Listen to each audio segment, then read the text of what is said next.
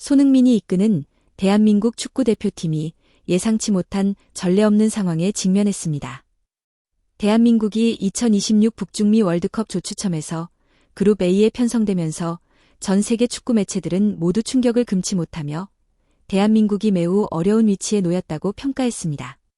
이 어려움을 극복할 유일한 인물로 손흥민이 꼽히며 팬들 사이에서는 기대와 긴장이 동시에 감돌고 있습니다. 전 세계 언론이 전망하는 대한민국의 이번 월드컵 돌발 상황과 그 의미를 자세히 살펴볼 필요가 있습니다.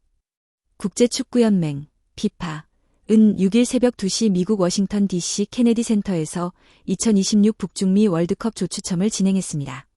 각국 스포츠 매체들은 생중계로 조편성을 확인하며 자국팀이 어느 조에 배치되었는지와 경쟁국 분석에 집중했습니다. 이번 북중미 월드컵은 역사상 처음으로 48개국이 참가하며 미국, 캐나다, 멕시코 세 나라에서 동시에 개최되는 특별한 대회입니다. 대한민국은 그룹 A에 속하게 되었으며 개최국 멕시코와 3포트의 남아프리카 공화국, 그리고 4포트에서 유럽 플레이오프 D조 승자와 경기를 치르게 되었습니다. 유럽 플레이오프 D조 승자는 체코, 아일랜드, 덴마크, 북마케도니아 중 한 팀으로 결정됩니다. 이 같은 대진을 접한 일부 국내 언론은 역대급 조편성이라며 긍정적인 전망을 내놓았습니다. 프랑스, 포르투갈, 스페인 등 세계적인 강호들을 피하고 멕시코를 만나게 되었다며 32강을 넘어 16강, 운이 따라준다면 8강이나 4강까지도 도달할 수 있다는 희망 섞인 예측을 내놓은 것입니다. 그러나 일부 전문가들은 이러한 장밋빛 전망이 지나치게 낙관적이라며 경계심을 강조했습니다. 실제로 이 조는 외형상 쉽게 보일 수 있지만 자세히 보면 최악의 죽음의 조가 될 가능성도 내포하고 있다는 지적입니다. 특히 대한민국은 멕시코와의 과거 전적에서 상당한 도전을 안고 있습니다. 역대 전적은 15전 4승 3무 8패로 멕시코는 단순히 만만한 상대가 아닙니다. 일부 국내 매체들이 평가하는 것처럼 쉽게 이길 수 있는 팀이 아니며 과거 기록과 경기력, 홈 어드밴티지 등을 종합하면 대한민국이 경계를 늦출 수 없는 상대라는 분석입니다.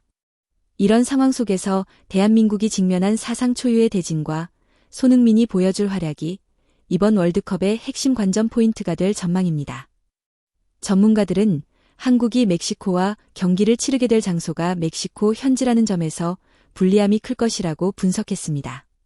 한국은 내년 6월 11일 멕시코 제2의 도시 과달라하라 인근 사포판에 위치한 에스타디오 아크론에서 유럽 플레이오프 D조 승자와 조별리그 1차전을 치르게 됩니다.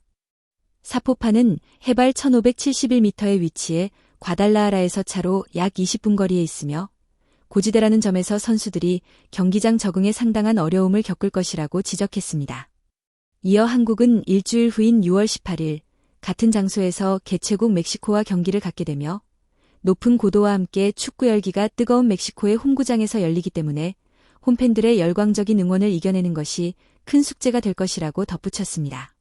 또 다른 축구 전문가들은 이 분석에 동의하며 고도가 높은 경기장과 멕시코 홈팬들의 일방적인 응원 속에서 경기가 펼쳐진다는 점, 그리고 멕시코와의 역대 전적에서 중요한 열쇠가 걸려있다는 점에서 멕시코가 절대 만만한 상대가 아님을 강조했습니다. 그러나 동시에 대한민국 역시 멕시코에게 만만치 않은 상대라고 평가했습니다.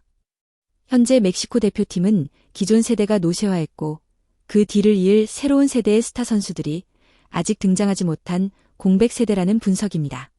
멕시코의 빅스타로는 로사노와 라울 히메네스가 있으며 이 두 선수를 제외하면 현재 유럽 주요 리그에서 이름을 알린 선수는 거의 없다고 평가했습니다. 반면 한국은 원톱 손흥민, 좌측 미드필더 이재성, 우측 이강인, 중앙 센터백 김민재, 수비형 미드필더 엔스 카스트로프 등 5명의 선수들이 유럽 5대 리그에서 주축으로 활약하고 있어 스쿼드 구성만 놓고 보면 멕시코보다 우월한 전력을 갖추고 있다고 분석했습니다.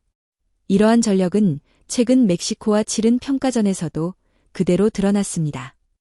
당시 전반전에 한국은 선제골을 내주고 1대 0으로 끌려갔지만 손흥민이 출전하지 않은 상황이었고 손흥민이 포함된 한국 대표팀의 전력은 전체적으로 약 90% 수준이라고 전문가들은 평가했습니다. 이처럼 스쿼드의 균형과 선수 개개인의 기량이 한국에게 상당한 경쟁 우위를 제공할 것으로 전망됩니다. 후반전이 시작되자마자 손흥민이 그라운드에 투입되었고 그는 멕시코 페널티 박스 좌측에서 왼발 발리 슛을 성공시키며 멕시코 선수들에게 큰 충격을 안겼습니다. 이어 오형규가 역전골을 기록하면서 멕시코 감독의 표정은 순간적으로 사색으로 변했고 경기 종료 2분 전까지 멕시코는 별다른 공격 전개를 하지 못하며 끌려가는 상황이 이어지자 홈팬들은 절망에 빠진 모습을 보였습니다.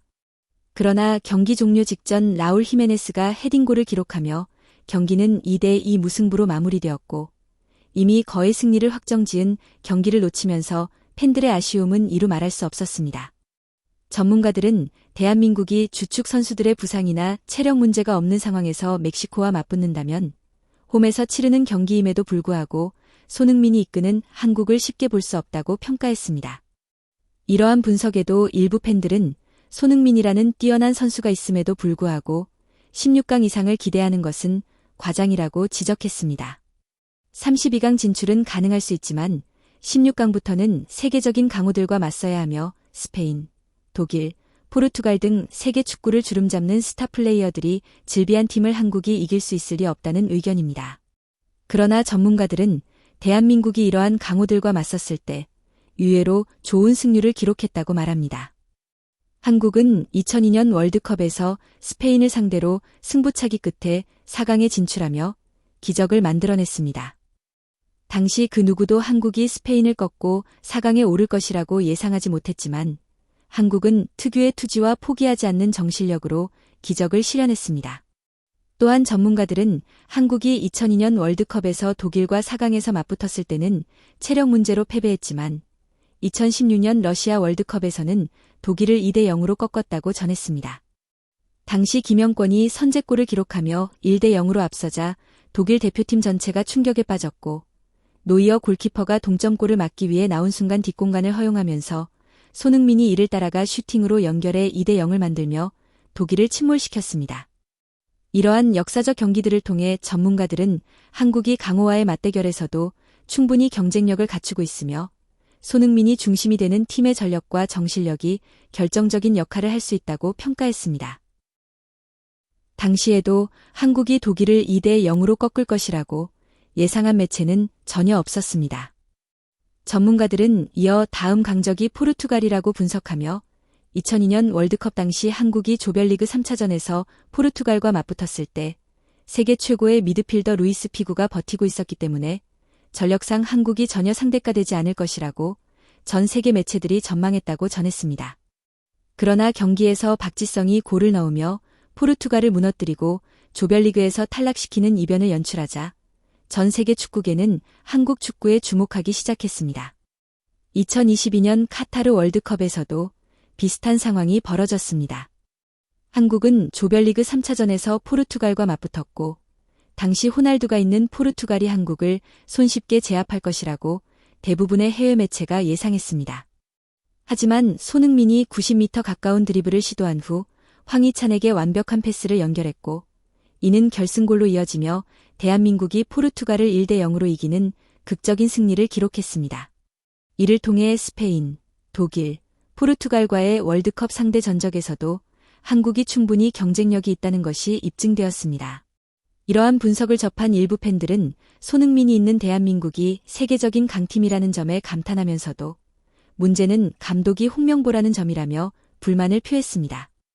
일부는 홍명보 감독을 교체하고 감독 없이 팀을 운영하는 것이 더 나을 것이라는 의견을 내놓으며 다른 팬들의 동의를 이끌어냈습니다.